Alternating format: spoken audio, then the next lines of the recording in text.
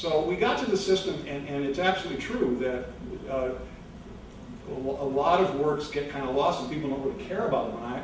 And personally, I like this idea of Professor Lessig's that there should be some requirement that somebody, whether it's an heir or an artist, this is just my personal opinion, not ACE's, not the stated opinion of the state bar, but I think there's nothing wrong with saying you have to do some kind of renewal.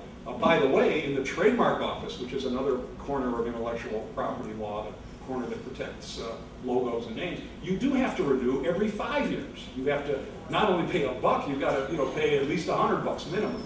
So I think that's a nice suggestion if you want to keep the rights going. By the way, though, in the trademark office, if you pay your $100 every 5 years, you can have a perpetual trademark.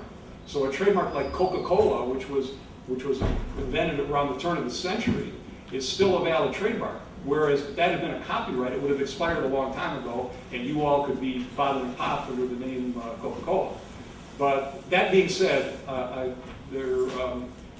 we do have the system of the lifetime of the author, plus 70 years for the author's heirs. Yeah, and I mentioned that copyright law is a very inefficient system. It's also one of the few property systems that really put no burden on the property owner to undergo these kind of this registration. I mean, if you owned a piece of land, you'd have to record the deed. You would have to, the law requires you to undertake certain obligations in order to protect your property. You pay taxes. There's a number of things that we do. We have to clean snow off our sidewalks, these sort of things. And copyright law doesn't put any of those burdens upon artists. Part of it was because, and Larry touched on this, there's this sense that a lot of artists were going to be taken advantage of, that if they weren't going to be registering, they were going to be missing out on some potential revenue for themselves. There's a small problem with Professor Lessig's suggestion of going back to a registration system. Is that the Berne Convention that Larry mentioned, one of the requirements, we're a signatory, the United States is a signatory to that convention, and one of the requirements of that convention is that we do have this automatic copyright registration, that we don't require people to file a piece of paper.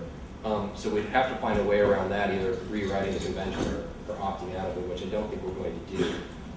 So that's a problem with that system as it is now. I mean, there are other ideas. Yeah. Well, I just wanted to speak a bit to the Larry was talking about as copyright got extended, and going back to when it went back in the day when it was 14 years long. Mark Twain hated this. He actually traveled around the United States, working quite hard to try and get copyright extended because his books were coming into the public domain while he was alive. It drove him crazy, but it encouraged him to write lots of books. So think about that. And as I mentioned last night, J.D. Salinger, if his copyright on Catcher in the Rye had expired in 14 years, what do you bet he would have written more amazing books, right? But he basically didn't. He wrote like, what, 1.5 books, 2 books. And the other thing I wanted to kind of bring up was so I mean, that's just a different way of thinking about it. Yeah. I mean, I wanted to kind of flip it on its head, that you can actually see how by extending copyright, it actually inhibits creativity. And I just think that's good to think. The other thing I was thinking about was farmers. Now, a farmer grows, he creates a piece of food. If he could copyright this piece of food and profit from it, every time after he sells it, he would get a little piece of it every time it gets into the store, when you buy it, when it goes to the restaurant, when it's cooked, when it's finally eaten. At each stage, should he get a little piece of money for that? Well, that's just silly. We don't even think about that. But I'm throwing that out there as an idea because I'm just, again, saying there's a whole set of assumptions here that somehow when we create a thing that we're supposed to somehow profit from it in this sort of endless way.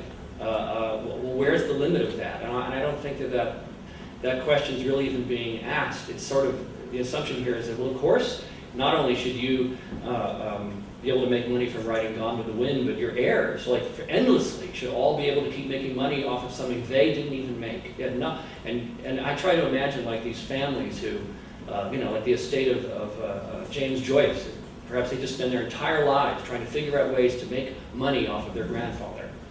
And that just seems to be very strange and kind of pathetic. in some way. So, I don't know, just some thoughts I have. Do you have other questions?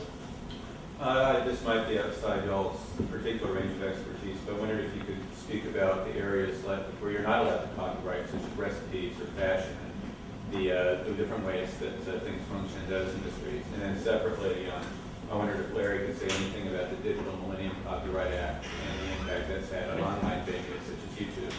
Well, I was going to say to him about fashion, and I don't know if you have anything to say, but fashion is a fascinating area to think about this, where it is making objects, it's making things, it's reproducing them, it's selling them, it's doing all things that people are doing with books, with movies, with all these other music. But it's kind of just understood. It's just sort of an accepted thing in the fashion industry that when you get your idea out there, within 6 months or a year, you're going to start to see knockoffs and people grabbing things and taking elements of your work, and it's going to show up, and it's just going to happen. And it's just part of how it works. It's like, it's part of that culture. Although the fashion industry has been trying to push Of course they have. for copyright protection for Americans, that's what we do. Yeah, for fashion. But it was But it's an interesting, it's something I only encountered recently, a whole different sort of thinking about these issues. It's actually kind of a normal thing in that industry. Yeah. The issues that you raise, the functionality issues, are the other big corner, and probably the biggest corner of intellectual property law, if you just looked at the volume of cases that we have in our court. So functionality, things like the way things work as compared to the way they're designed are covered by patent law. So the answer is there is intellectual property protection for a lot of the things you're talking about, but it's not the copyright law. And patent law, by the way, is much, much more expensive to acquire and protect a patent. The fashion industry, everything that's been said up here is absolutely true, just a little more nuance on it too. There are countries in the world that do protect fashion designs, France being one of them, in large part because of the importance of the fashion industry to their economy. There are perennially bills in our Congress to amend our law to be more like the French system. Last time I looked, there was one pending in Congress. Who knows where it's going to go at this point. In the meantime, there is a corner of patent law called design patent, which does protect some fashion. Now, it doesn't protect the purely decorative. I mean, to the extent, well, here's an example. You may not be able to see his shirt, but this is a Oleg Cassini shirt that has a very, very nice little pattern on it, which happens to also be the United States Copyright Office seal of the circle. But the point is that I'm covered with thousands of copyrights. It's really the Oleg Cassini logo. So the point is, the copyright, the actual way that the design looks would not be protected under design patent. But if, to the extent that you invent, and quote, a functional piece of clothing, like let's say I invent a waterproof, a set of overalls that a firefighter can wear, okay, or a chef's smock that is fireproof, or anything that has a functional aspect to it. The functionality that coupled with the design can be patented as a design patent. And if you go to the Patent and Trademark website, a fascinating website by the way, uspto.gov, and you just put in, design patents clothing, it's really interesting what kinds of clothing items people got patents on.